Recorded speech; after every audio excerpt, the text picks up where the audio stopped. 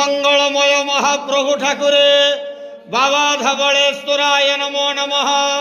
दीपं ज्योति परम ब्रह्म दीपं ज्योति जनार्दन दीपाहरत मे पापो पूजा दीप नमस्तुते। हे बाबा धवलेश्वर महाप्रभु संसार सुखी रखंतु।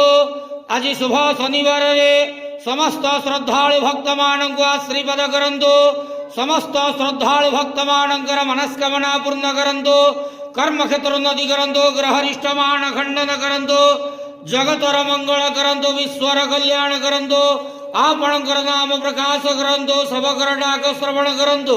हे बाबा धवलेश्वराय नमो नमः। संसार सुखी रखंतु आनंद केवार हरि बोलो। आज शुभ शनिवार रे समस्त श्रद्धालु भक्त मानक आशीर्वाद करंतु आनंद केवार हरि बोलो। बाबा धवलेश्वराय नमो नमः।